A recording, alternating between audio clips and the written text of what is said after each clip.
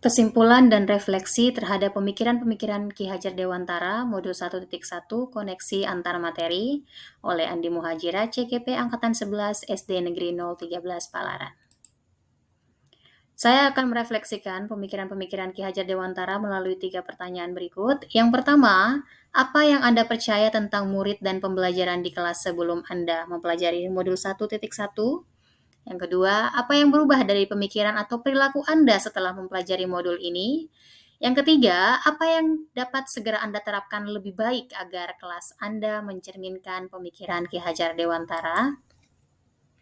Yang pertama, apa yang Anda percaya tentang murid dan pembelajaran di kelas sebelum Anda mempelajari modul 1.1? Saya selalu menggunakan metode ceramah dalam pembelajaran. Menurut saya, semua anak harus memahami semua materi yang diberikan.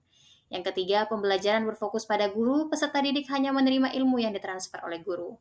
Yang keempat, kelas yang kondusif dengan peserta didik diam mendengarkan adalah hal yang selalu saya inginkan. Saya sering memaksa peserta didik untuk menyelesaikan tugasnya saat itu juga. Anak yang pintar adalah anak yang mendapatkan nilai KKM setiap harinya. Yang kedua, apa yang berubah dari pemikiran atau perilaku Anda setelah mempelajari modul ini? Yang pertama, pendidikan itu menuntun.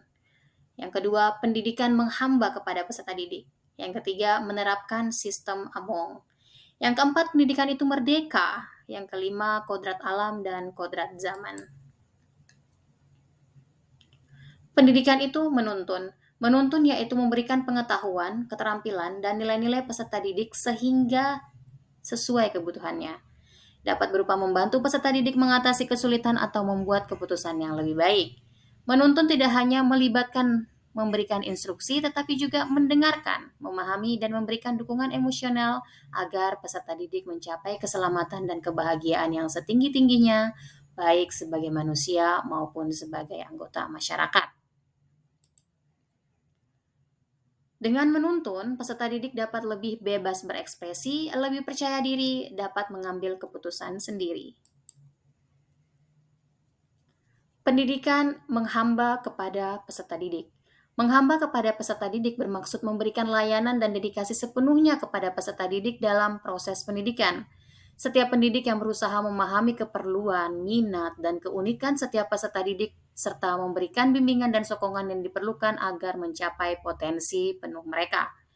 Menghamba kepada peserta didik juga bermaksud mencipta persekitaran pembelajaran yang inklusif, adil, dan bermanfaat, di mana setiap peserta didik merasa dihargai dan didorong untuk berjaya. Sikap ini bukan saja meningkatkan prestasi akademik, tetapi juga membantu dalam pembentukan pribadi yang positif dan bermasyarakat emosional peserta didik. Menghamba itu berbuat yang terbaik, di mana segala hal yang pendidik lakukan itu berpusat pada peserta didik. Pentingnya pendidik mampu mengakomodir potensi peserta didik agar dapat berkembang dengan baik. Menerapkan sistem Among. Sistem Among dalam pendidikan adalah pendekatan yang berfokus pada pengembangan individu melalui kebebasan, tanggung jawab, dan interaksi sosial yang menekankan pentingnya pendidikan yang memanusiakan manusia. Pendidik berperan sebagai pamong atau pendamping yang membimbing peserta didik dengan memberikan kebebasan untuk belajar sesuai dengan minat dan bakat mereka. Tujuannya adalah untuk menciptakan lingkungan belajar yang kondusif di mana peserta didik dapat berkembang secara holistik baik dari segi intelektual, emosional, sosial, maupun spiritual. Pendidikan ini menekankan pentingnya kemandirian dan kreativitas serta mengajarkan nilai-nilai moral dan etika yang penting bagi kehidupan bermasyarakat. Sistem Among berusaha menciptakan generasi yang tidak hanya cerdas secara akademis, tetapi juga memiliki karakter yang kuat dan berintegritas. Pendidikan itu merdeka. Merdeka itu artinya membuat peserta didik siap dunia akhirat. Sebagai pendidik harus melatih peserta didik untuk mandiri dan bahagia dengan menguatkan karakter peserta didik tanpa adanya paksaan. Sehingga timbul kesadaran diri untuk dapat mengontrol dirinya mencapai kemerdekaan diri dan kemerdekaan orang lain agar menjadi manusia seutuhnya. Tujuannya adalah menciptakan lingkungan belajar yang lebih kreatif, inovatif, dan berpusat pada peserta didik, sehingga mereka dapat mengembangkan potensi diri secara optimal dan menjadi generasi yang lebih adaptif terhadap perubahan zaman. Merdeka itu independence, menjadi kuat dengan sendirinya tanpa adanya paksaan. Kodrat alam dan kodrat zaman. Pendidikan harus memperhatikan kodrat alam dan kodrat zaman. Kodrat alam merujuk pada sifat-sifat dasar yang dimiliki oleh manusia sejak lahir, seperti potensi fisik, mental, dan emosional. Kodrat alam ini sangat erat kaitannya dengan pendidikan keluarga yang dimiliki oleh peserta didik.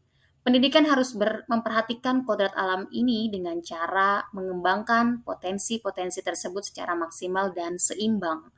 Sementara itu, kodrat zaman mengacu pada kondisi dan tuntutan zaman di mana seseorang hidup, karena setiap era memiliki tantangan dan peluang yang berbeda-beda. Sehingga pendidikan harus adaptif dan relevan dengan perkembangan zaman. Dalam menghadapi kodrat zaman, kurikulum dan metode pengajaran perlu terus disesuaikan untuk mempersiapkan peserta didik agar mampu bersaing dan berkontribusi di masyarakat.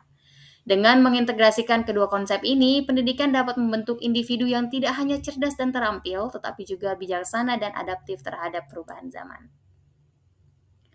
Kodrat alam memungkinkan setiap peserta didik untuk berkembang secara optimal sesuai dengan potensi yang dimilikinya. Kodrat alam juga dapat membuat peserta didik merasa dihargai dan didukung dalam perjalanan belajarnya. Kodrat zaman itu membuat peserta didik siap menghadapi zamannya. Pertanyaan terakhir, apa yang dapat segera Anda terapkan lebih baik agar kelas Anda mencerminkan pemikiran KHD? Yang pertama, menjadi contoh yang baik buat peserta didik. Yang kedua, menjadi pendidik yang bahagia. Yang ketiga, mengembangkan pendidikan karakter. Yang keempat, memberikan ide-ide dalam menuntun proses pembelajaran, mendorong peserta didik agar timbul kesadaran, dan yang terakhir, menerapkan pembelajaran sesuai kodrat peserta didik. Sekian dan terima kasih.